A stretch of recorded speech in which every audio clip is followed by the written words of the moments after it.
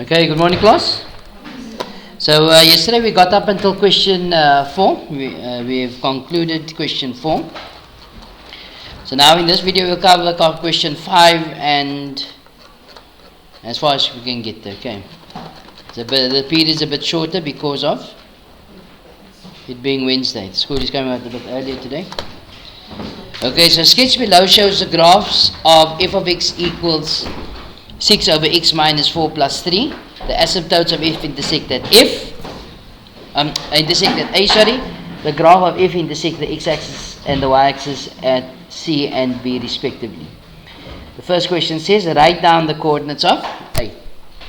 So the coordinates of A, that is simple. That comes straight from here.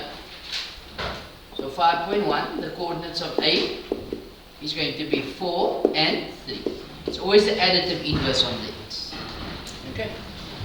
So that is going to be 4 and 3. Okay. Let's look at the next one. The next question, 5.2. It says calculate the coordinates of B, and then 5.3 is calculate the coordinates of C. Okay. So what is B, people? B is your y-intercept. Not so. How do you calculate the y-intercept? We say your y-intercept at x equal to 0. So you say f of 0 is equal to 6 over 0 minus 4 plus 3. What does that work out to be? That is 3 over 2 in the negative. So it's going to be 3 over 2 in the positive. Not so? So the coordinates of B is going to be 0 and 3 over 2. Is that correct?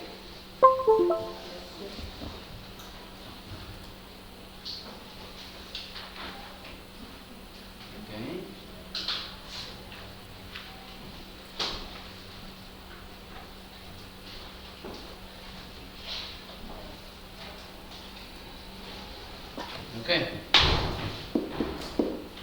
So that's going to be 0 and 3 over 2. And then C is what to people? C is our y-intercept. Not so? Sorry, x-intercept. How do you calculate the x-intercept? We let y equal to 0. So 0 is equal to 6 over x minus 4 plus 3. Take a 3 over, becomes negative 3 is equal to 6 over x minus 4. We cross multiply. It's going to give you negative 3 into x minus 4. Divide by negative 3 both sides. So x minus 4 is equal to negative 2. So x is equal to 2. You all agree with that? So therefore the coordinates of C is 2 and 0. Not so? You all okay with that? Any confusion? No? I'll just take this off because I would like to keep the diagram in focus. The next question. It says, calculate the average gradient of f between B and C. So in other words, they want to know the average gradient of that part of the curve. All okay with that? So how do we work out average gradient? Same as gradient. Not so f of b minus f of a over b minus a. So in other words, if we need those points, so it's going to be, that is going to be 0 and 3 over 2 and 2 and 0. Okay? So it will be 3 over 2 minus 0 over 0 minus 2. So that gives you negative 3 over. Is that correct? Right. If I ask you to interpret that, what does that mean? That means to say that the graph is decreasing at the rate of negative 3 over 4 per unit. So this at negative 3 over 4. Okay. 5.5, determine the equation of H, the axis of symmetry of F, which has a positive y-intercept. Okay. So if you look at what they're looking for there, and so take this off again. 5.4. So of course there are two axes of symmetry. The one is going through here, which definitely has a y-intercept, a positive y-intercept. Can you see that? while the other one going through here might have a negative x-intercept. Can you see that? So it's normally where it has a positive gradient or a negative gradient which they stipulate. But here it's a bit different. They ask you for the positive y-intercept. Definitely it's going to be this one here. Okay. Can you all see that? So the axis of symmetry follows a formula. Y is equal to, is this a positive or the negative gradient one? The gradient. Is this gradient negative or positive? Huh? Negative. So it's y is equal to minus x plus c. Not so. So what do we do is, in order to calculate c, I substitute the pointers lying on this graph, which is 4 and 3. That's the x and the y. So 3 is equal to negative 4 plus c. So c works out to be 7.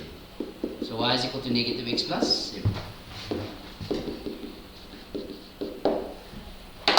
Okay. So I'll take this off here again.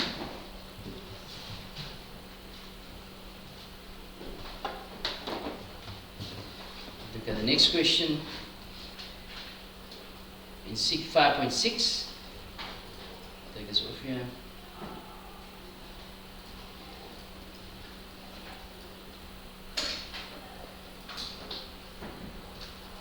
Question 5.6, we are told write down the coordinates of B dash, the image of B reflected over H.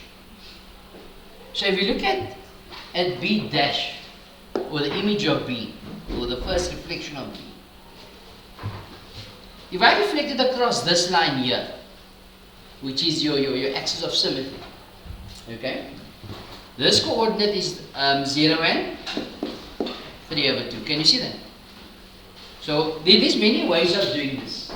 Okay, I find transformation to be the easiest way. Okay.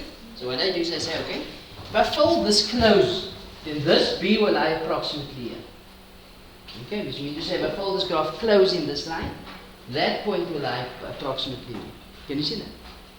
So we say, okay, let's go from B to A. I move from B to A. Okay? So your y value here is 3. So from 3 over 2 to 3 is going to give me a distance of 3 over 2. Can you see that? Which means to say that this distance from there to there has to also be 3 over 2. Okay? From this point here, which is x is 0, till x is 4, what is this distance here? 4 units. Can you see that? So from there to there, it has to also be 4. Okay? This is using transformation geometry. Okay?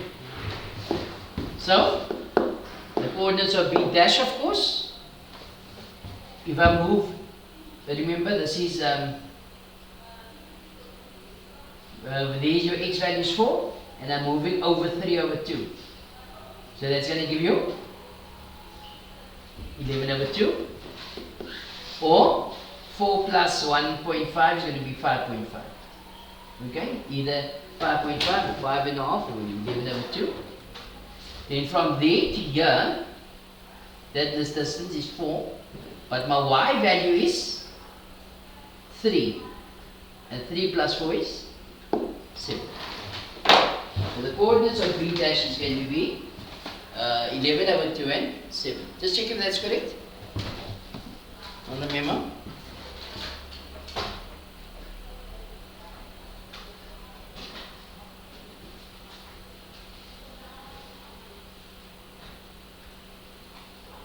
Is somebody checking? Okay.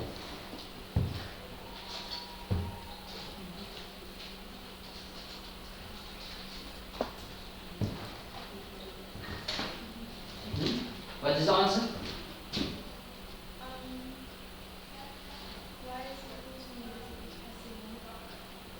Y is equal to? Negative x plus 7.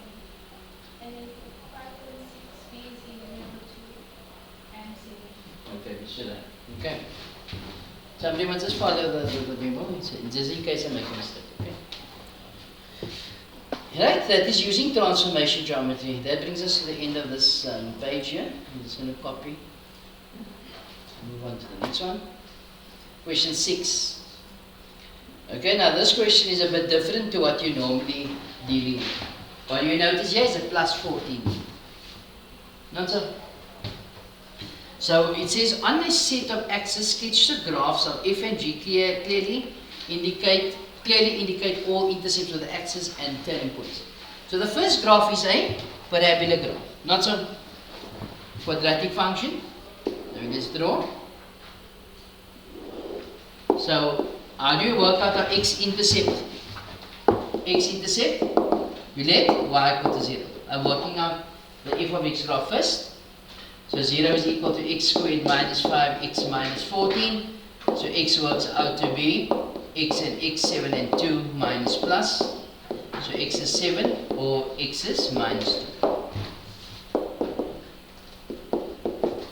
Okay.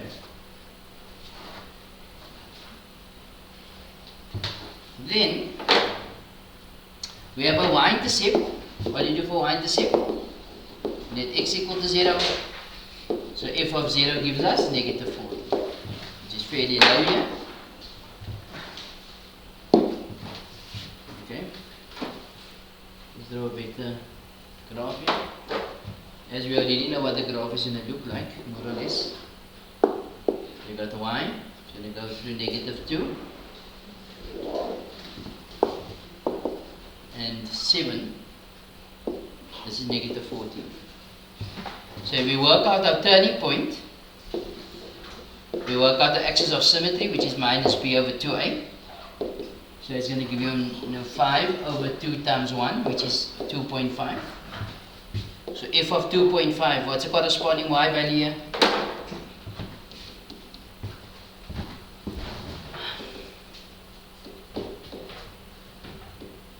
But you got the closet on top, no? Negative 81 over 4, which is negative 20.25. Is that correct? Is that correct? Yes, sir. Negative 20.25.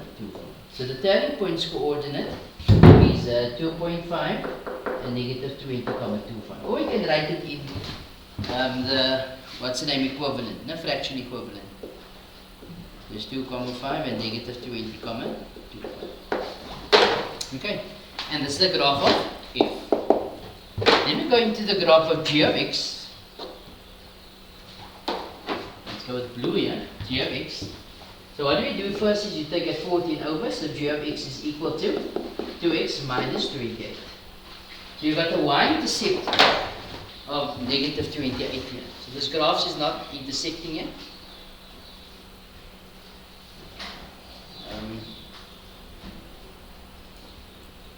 We're going to put this.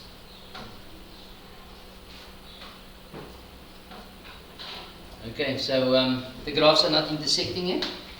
So I just need to go a bit lower here. When you x-intercept, what do you do for x-intercept? We let y equal to 0. So 0 is equal to 2x minus 28. So x is 14, which is double this 7 here. So you go 14 and negative 28. If I draw this graph, it will look something like that.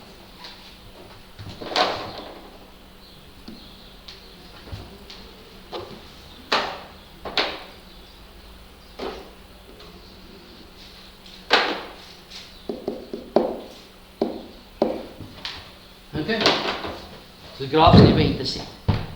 Okay, in 6.2, the question says, determine the equation of the tangent at 2.5, at x equal to 2.5. So what do you notice about that? This tangent on f is actually at the turning point. So if I draw in the tangent there, it's basically this line here. Not so? And what is the equation of that line? Y is equal to? Yes? Negative 20.25. So the corresponding y value. You all okay with that? So that answer for 6.2 is y is equal to negative 20.25, or its fraction equivalent. Okay?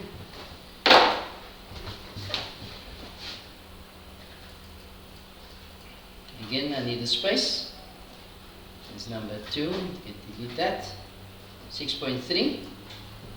6.3, the question says, determine the value of the values for k for which f of x equal to k will have two unequal positive real roots.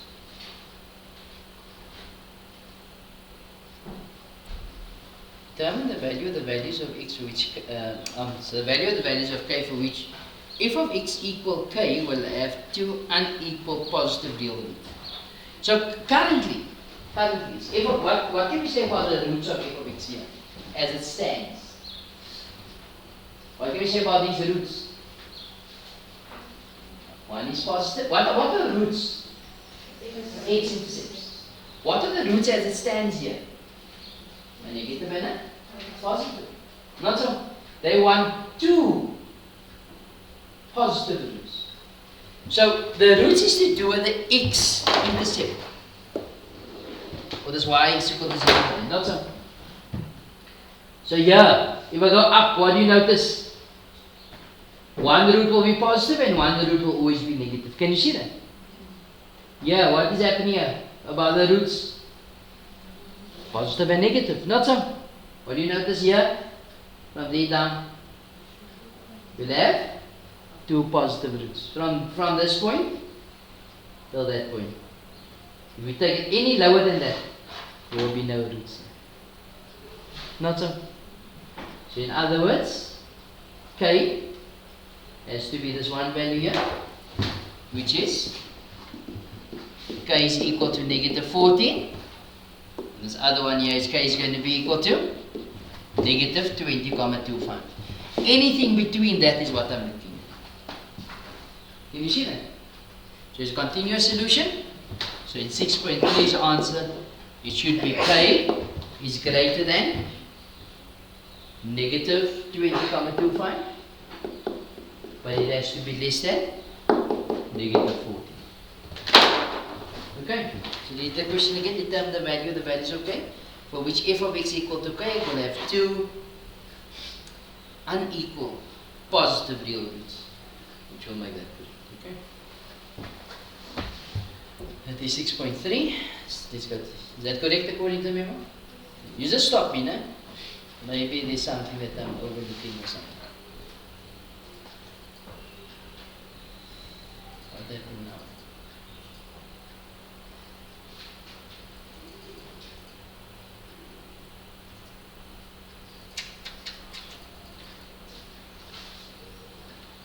now? Right. We spoke about that question. Let's look at 6.4. In 6.4 we are told a new graph of P is obtained by first reflecting g of x in the x-axis. So g of x, what's the equation of g of x? G of x was 2x minus 28, not so. First reflecting in the x-axis. What happens if the graph is reflected in the x-axis? Sorry? Y becomes negative. So it's negative y is equal to 2x minus 28. So y is equal to negative 2x plus 28. So I've accounted for that. And then the graph translates 7 units to the left. So if I move the graph 7 units to the left, do I add or subtract on the x?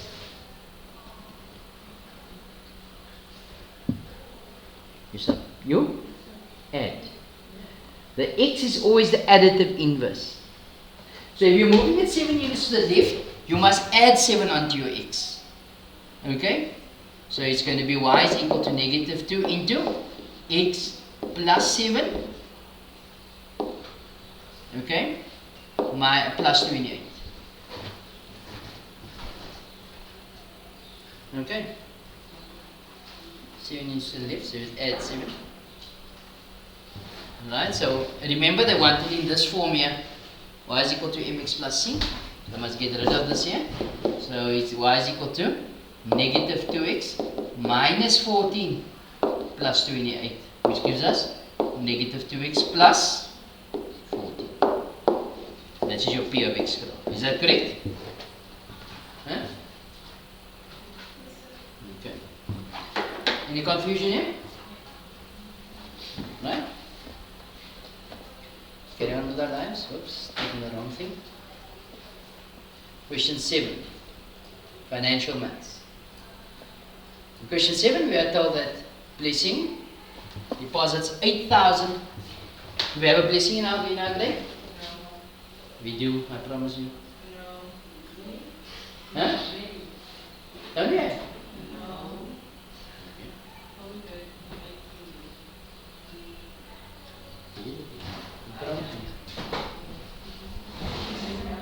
They took it from the classes, from your class classes. Huh?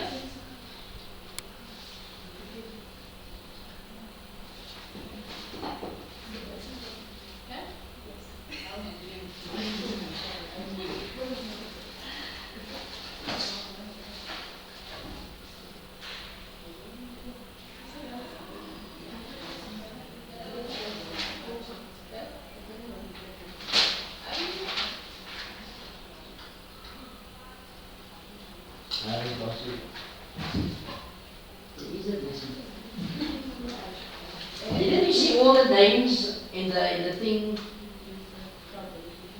It's from your grade.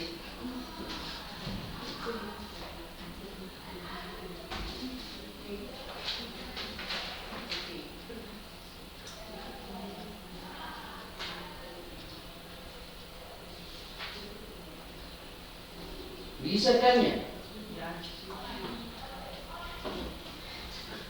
Is Lisa Kanya busy? Who's Lisa Kanya? Oh, it's Alice.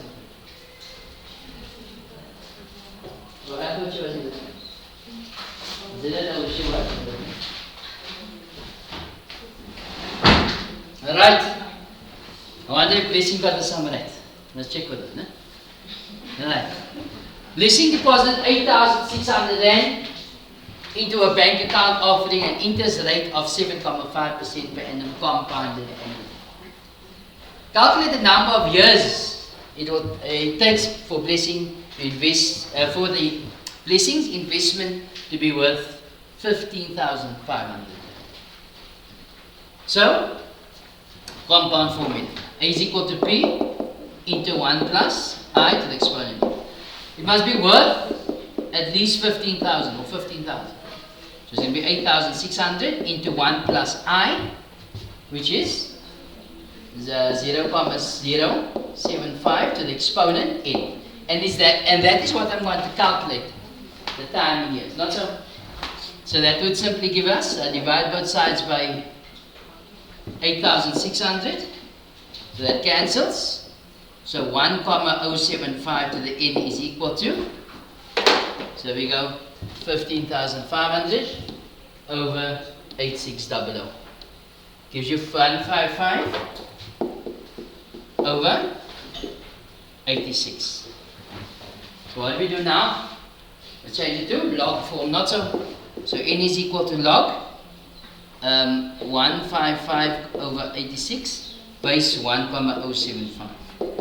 So that gives us an answer of 1.075, and you got that answer there, which is 8,14 years, no? But it says calculate the number of years. So if I say it's going to be 8 years, then that means to say that the investment will be less than 15,500. Can you see that? So therefore, it has to be 9 years. Okay? You guys understand? We said 8 years, it will be less than 15,000, 15,500. Okay? Let's go to the next question. 7.2. Here we are told that Razik inherits 800,000 Rand. He invests all his inheritance in a fund which earns an effective interest rate. So if it says effective interest rate, what does that mean to say?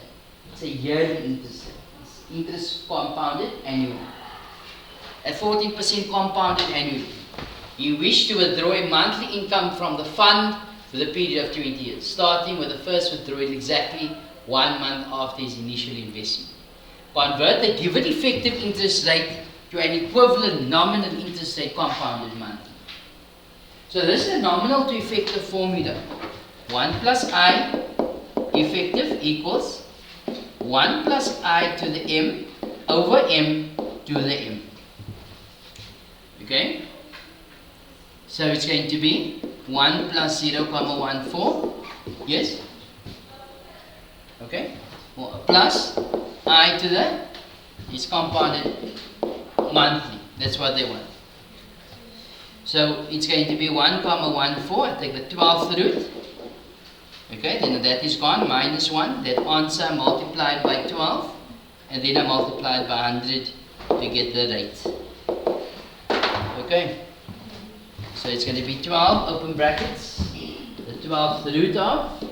You can do it in parts also, no problem.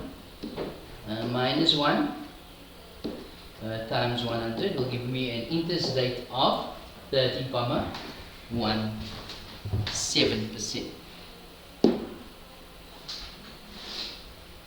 Okay, didn't say how many decimal places, so I'm going to go with 2 decimal places.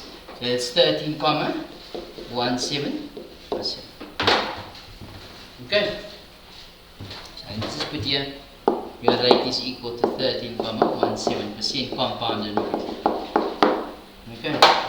As I want to keep this information here in focus. Okay. 7.2.2. They ask you to calculate the Razik's monthly income. Okay? Income from the fund. So remember, this is the scenario where if you're using the future value formula, you must get the lump sum in the future. If you're buying a house or a car, you want the lump sum in the present, you use the present value formula. Now this is a scenario where he has the money, he deposits it, but he's doing a withdrawal. So this is basically the reverse of the status quo that we normally visit. Okay? So we look at from the bank's point of view as if the bank is borrowing 800,000 rand from Razak. Okay? So in other words, it's going to be the present value formula. So the present value is equal to x into. Again, if you're using the wrong formula, you lose everything after that. Okay? So it's 1 minus 1 plus I to the minus n over I. Okay. So the present value, the amount they're borrowing, the bank is borrowing is 800,000 equals x is what we're calculating. 1 minus 1 plus I, which is 0,1317 over 12 to the exponent negative 12 times. For how long does he want to make this withdrawal? For 20 years. So it's 20 all over 0,1317 over 12. Okay. So what I do is I cross multiply. So I get 800,000 over, no times, sorry. 800,000 multiplied by 0,1. Okay, that's the answer that I've just calculated over 1200 to the exponent. Okay. I think I'm going to make myself confused. See, I really made a mistake. Okay, so it's multiplied by this denominator of 0,1317 over 12. See, I was going to keep myself brave, but I know I'm going to make a mistake. Okay, so rather play it safe. Okay, but you guys are different, né? You know that you need to study, but you don't. Né? You think you're going to get the best mark you ever had for maths. No? Am I right? Yes, I know. Right, so that's going to be 1 plus, I'm taking this factor here now. You see that in the bracket here? So first I cross multiply and then take it to the denominator. Don't want to rewrite all the time. So it's 1 minus, open brackets 1 plus 0,1317 over 12 to the exponent negative 12 times 20. That correct? Monthly installment of 9,469 rand and 66 cents. Okay. It might be out by a cent or so because I've used that in the answer button. Or is it exactly this one? Okay. So when I did the memo, I also played it safe. Okay. So x is equal to 9,469, comma 6, 6. Okay. Again, the question paper and the memo you'll find in the description box below. There will be a link in the description box. You just click on that and you should get them. It will take you to a folder, to the Google Drive. You can download the paper then. Okay. This is the third paper I'm doing like this already. No? So for those of you who wants to do another 2 past papers, I've done last year's common paper and last year's, I think June 2021, May, June's paper. The full paper is online. Okay. Right, so the x value, I'm just going to write it here just in case it is needed. 9,469,66. That's the monthly installment. Okay, let me just check if there's another question. Yes? So let's take this up here. We are told that in 7.2.3, exactly 4 years after his initial investment, Razik decides to withdraw all the remaining money in his account and use it as a deposit towards the house. Okay, Razik is now wanting to buy a house. The question says, I'm just thinking I can take it away. No, a little bit bigger. Calculate the balance in Razik's account to the nearest rand. So what we do is to calculate the balance outstanding is going to be A minus FV. That formula works all the time. Okay? So your A is P into 1 plus I to the exponent n. So it's 800,000 into 1 plus I, which is 0,1317 over 12, which is compounded monthly, to the exponent 12 times for how many years? After how many years? 4 years. Okay? So it's going to be the exponent 4 minus FV is x into 1 plus I to the n, 1 plus I to the n minus 1 over I.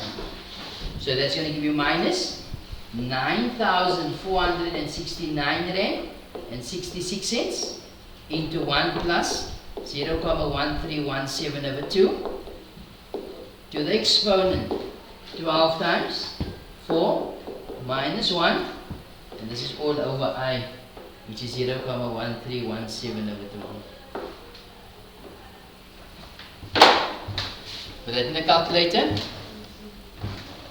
We're going to get 800,000 into 1 plus 0,1317, and this is over 12, to the exponent 12 times 4 minus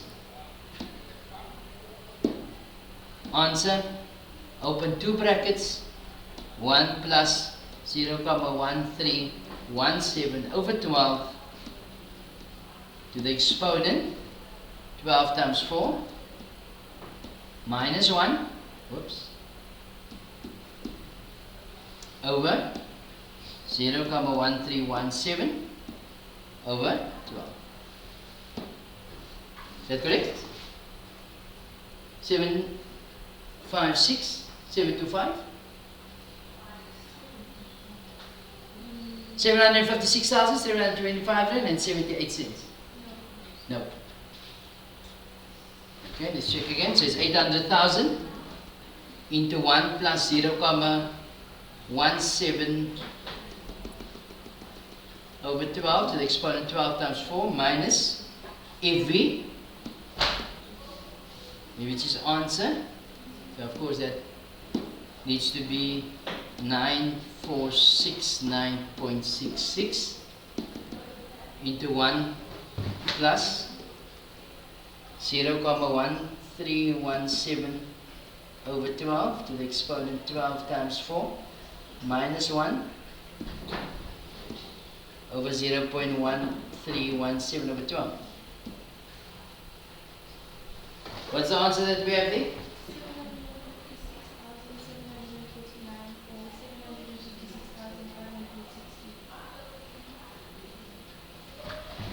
756,560. Okay, so my answer is here 756 725 comma 72.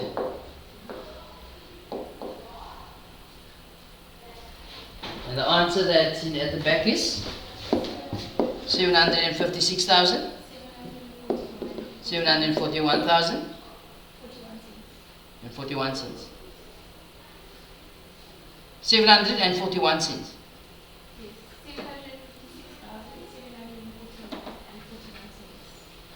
41 and 41 cents. 49 and Well, 41 cents. Okay, just go up, one up, and check if this is the down. Check there. 800,000 into 1 plus 0,1317 over 12 to the exponent 12 times 4 minus 9469. it says 9472. 9472. So this answer. Oh, you remember that I asked you earlier on with regards to that. So I've actually used the answer button here. Can you see that? Because I used the answer button here, it gave me a different answer. And this answer was 9,000.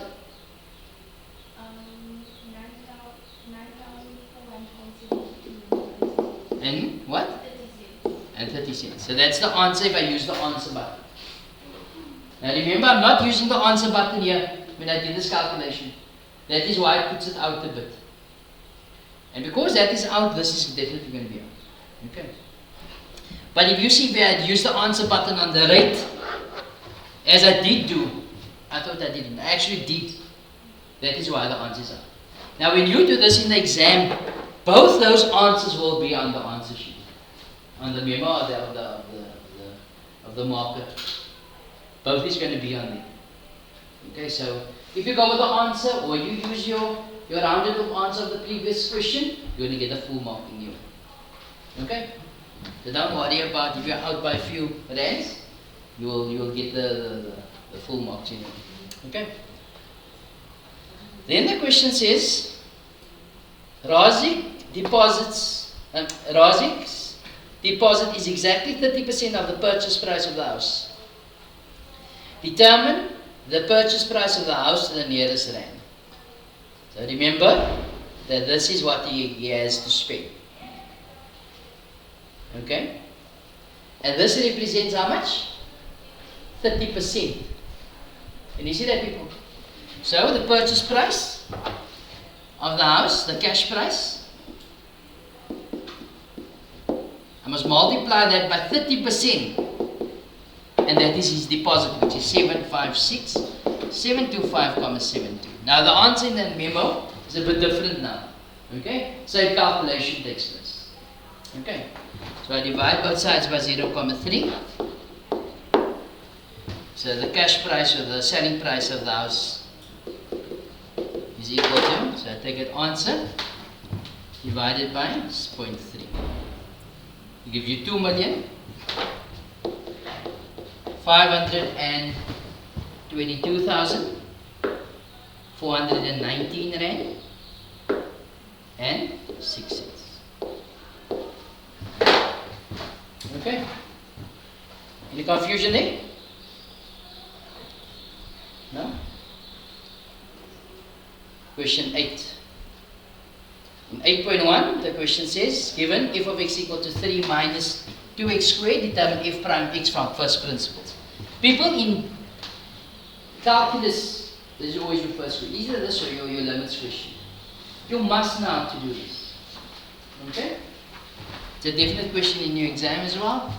So we use the formula f prime x is equal to the limit as h approaches 0 of f of x plus h minus f of x all over h. Now if f of x is 3 minus 2x squared, then f of x plus h is going to be 3 minus 2 into x plus h all squared. Wherever I see an x, I put a x plus h. So this now gives me the limit as h approaches 0 of 3 minus, I'm going to simplify, which is going to give you 2x squared minus 4xh minus 2h squared minus, open brackets, 3 minus 2x all squared all over h. Okay, just take this off here. So that basically minus 3 cancels 3 and 2x squares cancels negative 2x squared. Okay, so I got the limit as h approaches 0. I take a h out as a common factor, although negative 2 is also a common factor. I leave that there, otherwise I just multiply it out again. It's negative 4x minus 2h over h. That h is cancelled, and whenever I see here h, I put a 0. So the answer is simply negative 4x. Okay. Let's go to 8.2. In 8.2 we asked, determine dt, the derivative of t, in the expression 3t4 plus 7t squared minus 5t over 2t squared. So of course we put each one of its own. It must be in the form of ax to the exponent n. It must be in that form to apply the derivative.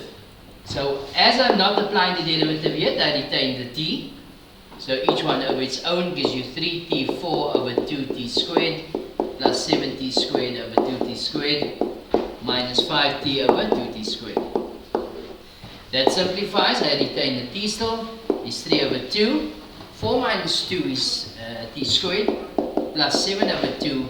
The t's now, t squares cancel. Minus 5 over 2 is more t's in the denominator. So it will be 5 over 2t. Bring the t up. It becomes 5 over 2t to the negative 1. Now I'm applying my derivative. Now you drop the t, d. People, you don't apply the derivative to parts of the sum, the part of the expression. You do it one time. So we're dropping the derivative. So we multiply the exponent with the coefficient. Gives you 3, subtract 1 on the exponent, gives you 1. Derivative of a constant is 0. Negative 1 times negative 5 over 2 is plus 5 over 2. T minus 2. Okay. That's 8.2. Let's go to 8.3. Yes?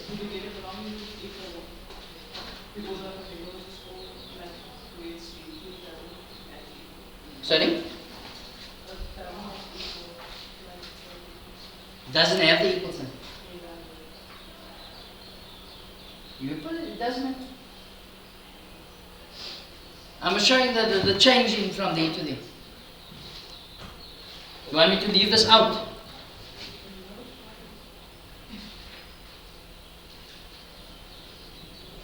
Okay, I remember we spoke about this, no? About the equal. It was this the issue, no? Yeah. And you didn't get back to me yet. But when I looked at the memos, like where there is the TV, they are also the report. They also don't have anything. Right, you're supposed to have gotten back to me with that. Okay, so if you get the guide, please ask, explain, and let me know. Okay, the last one in 8.3, question 8. The gradient of the curve y is equal to, at x equal to 1 is 8. Determine the value of 8. So here the gradient is 8. So the gradient is also what? The gradient is the first derivative, so dy over dx, or y dash. It's all the same thing. Okay. So the gradient is 8. So I apply my derivative. Can I apply the derivative as it stands there? Not yet. So it's 2x cubed. I prepare that. Gives you a over x to the half. Take that up. Becomes 2x cubed plus a x to the minus half. Now I can apply my derivative. Not so. So dy over dx, derivative of y with respect to x, is 6x squared minus half ax minus 3 over 2. Now the derivative or the gradient is 8 at x equal to 1. So that means to say the value of x is 1, so 6 into 1 squared minus half, 8 times 1 to the negative 3 over 2 is equal to 8. The gradient, like if this is the curve, for argument's sake, at this point, the gradient of this line is 8. The x value is 1 and some y value, but your gradient is 8. Okay? So that gives us 6 minus half a equals 8. We take it over, becomes 2 is equal to negative half a. So a works out to be negative 4. Is that correct?